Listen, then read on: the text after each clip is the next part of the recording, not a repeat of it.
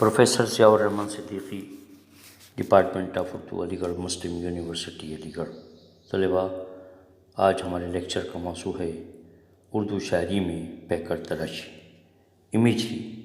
انگریزی زبان کا لفظ ہے جو کلیکٹیو امیجز کے معنی میں استعمال ہوتا ہے۔ لغوی اعتبار سے امیج، اس کے معنی عکس، پرتو یا تصویر کے ہوتے ہیں۔ امیجری کا مطلب مرصع عبارت یا رنگین بیانی، فیگریٹو ڈسکرپشن ہے۔ امیجری لفظی، لٹرل یا مجازی، فیگریٹو، مرصع بھی ہو سکتی ہے۔ پیکر، امیج، علامت، سمبل، تشبیہ، سملی اور استعارہ، میٹافر، سب کے سب امیجری کو تشکیل کرتے ہیں۔ اسے لفظوں کے علامتی استعمال، تکرار اور لفظی تصویروں کے ذریعے ظاہر کیا جاتا ہے، جس سے کلام میں اثر اور دلکشی پیدا ہو جاتی ہے۔ ذکی مبارک پیکر تراشی کا ذکر کرتے ہوئے لکھتے ہیں کہ یہ نقد شعر اور موازنہ بین الشعر میں ایک جدید فن ہے، لیکن یوسف حسن خان کا خیال ہے کہ لفظوں میں تصور پوشیدہ ہوتے ہیں۔ ہر تصور اپنا ایک پس منظر رکھتا ہے جو ہمیں ذہنی طور پر ایک مخصوص گرد و پیش میں لے جاتا ہے، جس سے بھولی بسری یادیں تازہ ہو جاتی ہیں۔ ان یادوں کا تعلق حافظے اور شعور سے بھی ہوتا ہے۔ یوسف حسن خان امیجری کے ذیل میں حافظے اور شعور سے ماضی کے رشتوں کو بھی جوڑنے کی کوشش کرتے ہیں، لیکن یہ سب کچھ رومانی فضا کے بغیر ممکن نہیں، کیونکہ امیجری حسن و رعنائی کا زیور ہے جو تصویر کشی اور منظر نگاری سے قریب تر نظر آتی ہے۔ شاعری کی امیجری کا مطالعہ ہمیں خود شاعری کی ذات، اس کے ذہن، اس کے تجربات، دلچسپیاں اور اس کے گہرے خیالات کے قریب تر پہنچا دیتا ہے۔ اس فن کے ذریعے بے روح اشیاء میں جان پیدا کی جا سکتی ہے اور شاعری کی اندرونی کیفیات کا پتہ چلتا ہے۔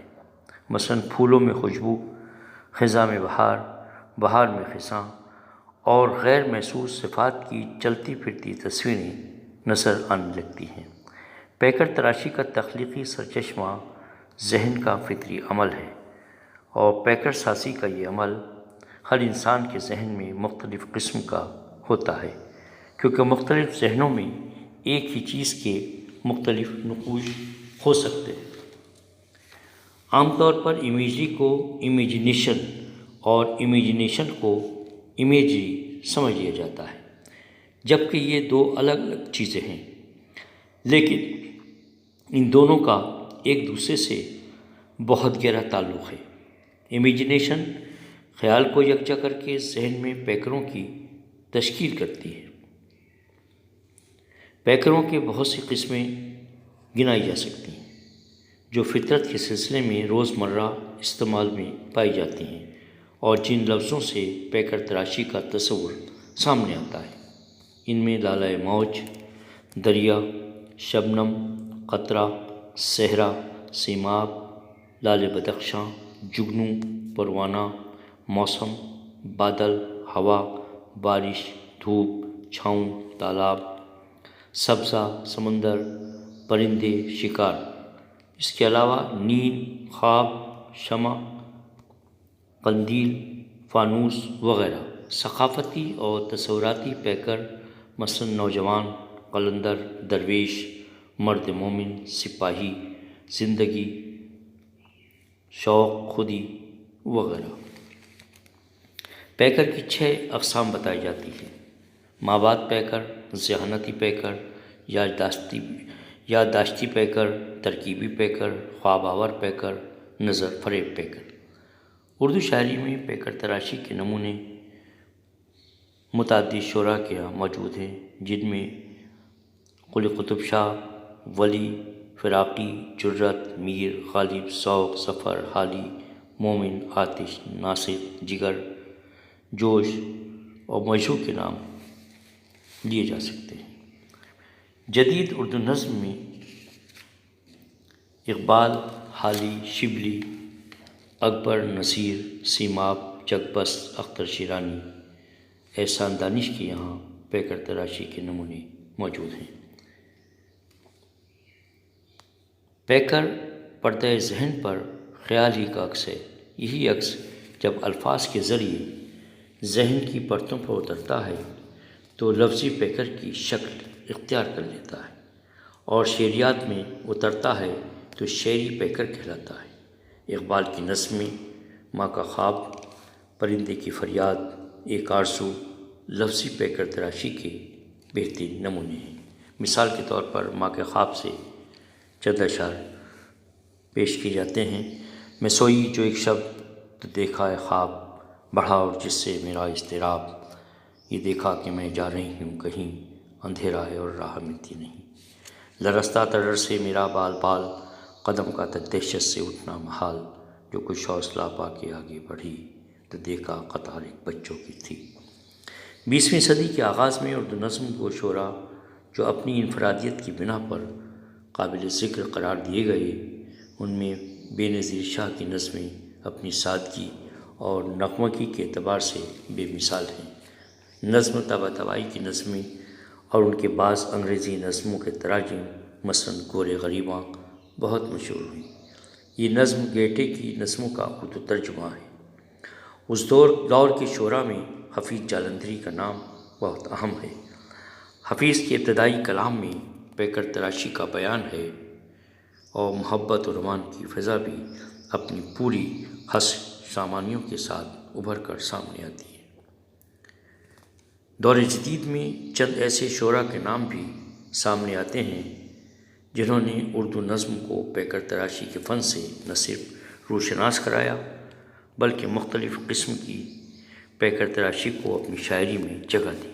ان میں احسان دانش، اختر شیرانی، علی صدر جعفری، ساحر لدھیانوی، شکیل بدایونی، اختر علیمان، احمد فراز، جوش ملی آبادی، جانی ثر اختر، فیض احمد فیض، سلام مچھلی شہری، جمیل مظہری، شاذ تمکنت، ساجدہ زیدی،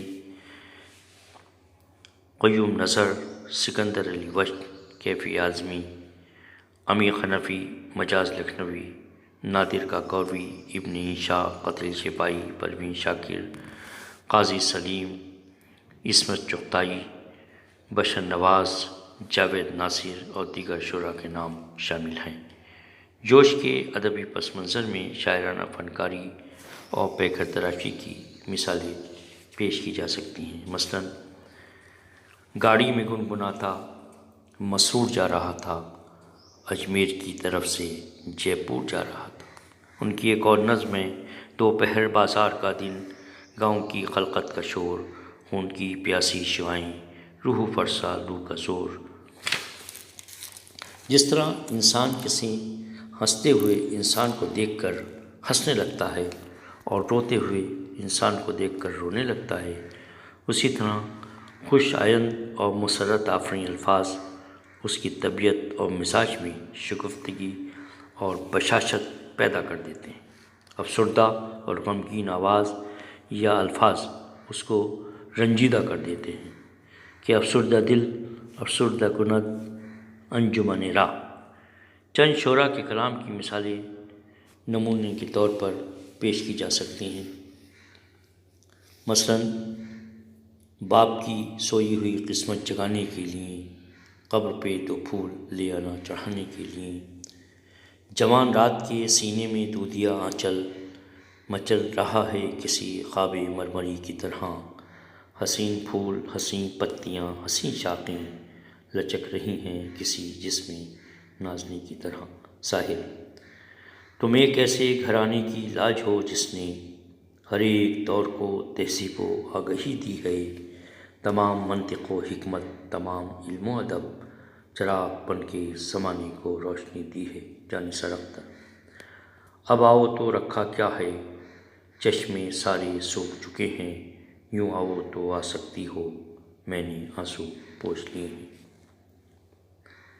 شاعری میں سارا کمال پیکر تراشی کا ہے۔